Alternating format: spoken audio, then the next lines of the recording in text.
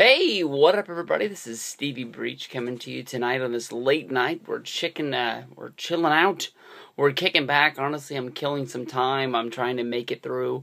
Tonight's going to be a late one. I'm not sure what time the New Japan Wrestling show starts tonight. I think it starts at 1 o'clock Pacific time.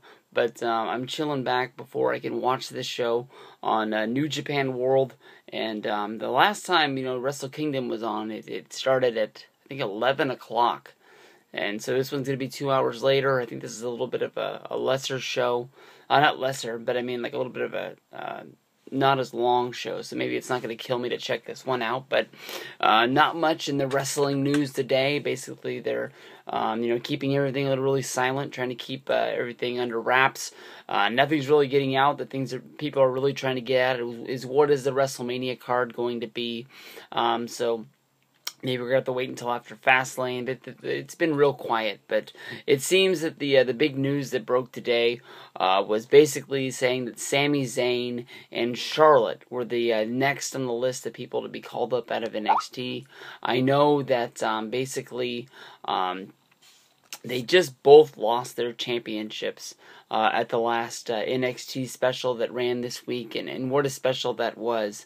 Honestly, in my mind, when I think of NXT, they have a whole lot of guys that are down there under Triple H that are all, learning the ropes, and as Triple H, always tries to put over is that he's helping these guys be able to adapt to WWE, so once they do get called up to Monday Night Raw, they're going to be able to hit the ground running and take off and be a big part of the future. But the only thing is that when I see people that have gotten called out of NXT, I don't want to be pointing any fingers at any guys that didn't really catch on as well as people thought they were. But look at in the last year, we've seen Emma, The Ascension, Bo Dallas, Adam Rose.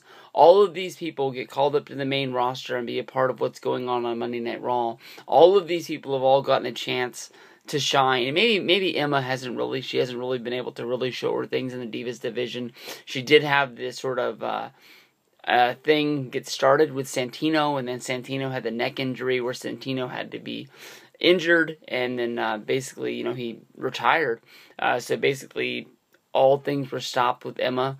I don't know why they haven't ran some sort of a storyline between her and Paige, either as a team or maybe as rivals. If you've gone through and you've watched their interactions on Instagram when Paige first won the championship, they were hysterical. They were really good. They were something that WWE could have taken and should have built on, with Emma stealing the Divas championship from Paige, and Paige trying to find her belt and try and get it back, and Emma trying to keep it from her. I really thought that they were trying to basically nudge WWE's writers and say, hey, we got something here, get started. But it just sort of died out, and that was it.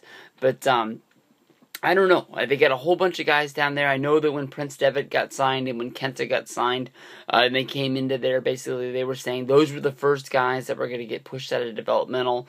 Basically everything was on them to get ready and be brought up, and sort of, Sami Zayn is the guy who's been there.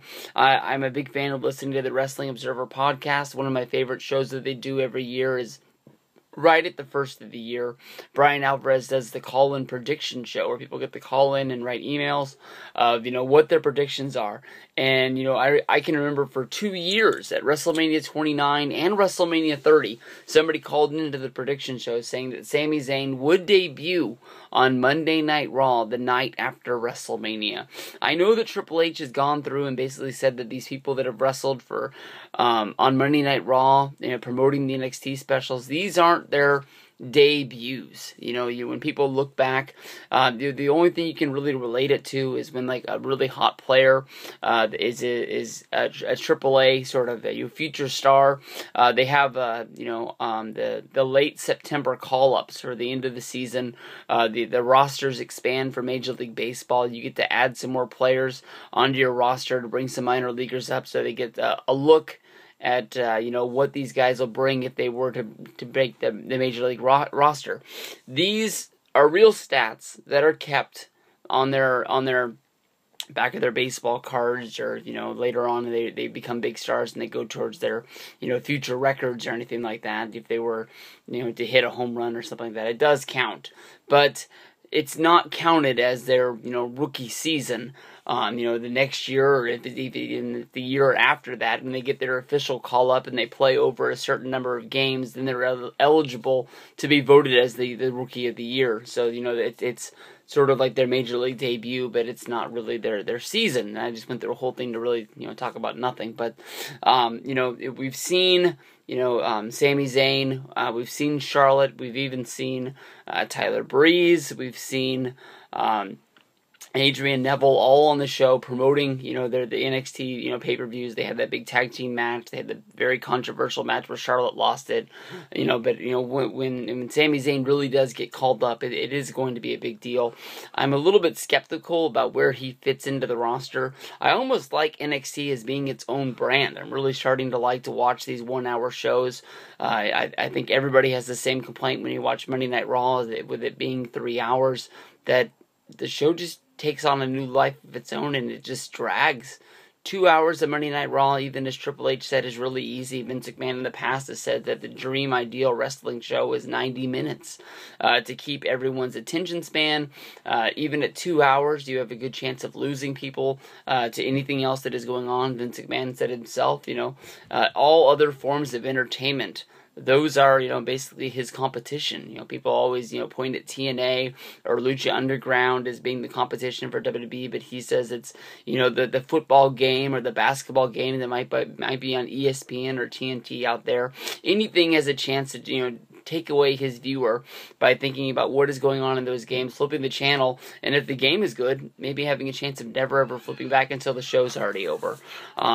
I'm a little bit weirded out about how, Sami Zayn, Tyler Breeze, Adrian Neville, these guys that, have a little bit of a smaller stature. I know that, over the past few years, WWE no longer is the big man state. I think, whenever they do get a 7-foot guy or, something close to that, is jacked up and can connect with the people, I think that they are going to be a guaranteed guy that gets moved to the front of the line. Because in Vince McMahon's mind, the WWE has always been a big man's sort of neighborhood. It's been the place for, Diesels and guys like that to be champion. Those are the guys that Vince always, looks at as their guy. Shawn Michaels and Bret Hart were smaller guys to be moved to the front of the line. And then Daniel Bryan, last year at WrestleMania 30, becoming the guy to main event WrestleMania, win the World Heavyweight and the WWE Championship by beating Batista, Randy Orton, and Triple H all in the same night. So it's sort of like, they've almost seen that, there are guys out there who can really wrestle, that can connect with the fans, that people really do like, that people want to take seriously as main event guys. So there is a chance for these guys. I mean, El Generico, who is Sami Zayn, wrestled on the independent scene and for years was known as the guy that can have the best match on any card, no matter where he is or what situation he's put in. He can fight big guys, he can fight small guys, and he's really connected with the people down there at Full Sail with NXT. So once he does get called up, I think he has a great shot of catching on. But then we've also learned from the people that I talked about in the beginning with Emma, the Ascension, and other people like that, that there is a good chance that these NXT guys just don't connect. NXT down there at Full Sail is a very special place. I've never had a chance of being there, but I've had friends that have gone there and read live reviews and watched people's videos.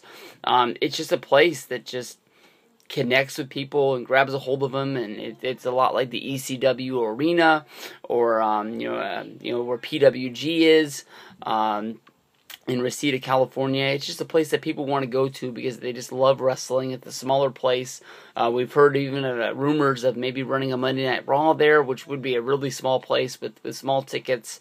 But even when I talked about, Raw going back to the Manhattan Center for like a real, what do they call those Raws? Throwback Raws, old school Raws. That's what it was. Just charge a higher ticket price. Put, Raw, there and fuck it. Make it pay-per-view prices and then, jack those prices up as much as you can because they deserve it because people are going to want to pay it.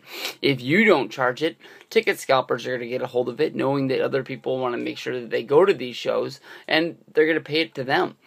So it is what it is. But Sami Zayn and Charlotte getting called up to the WWE sooner than later, and we'll see where we go from there. Peace out.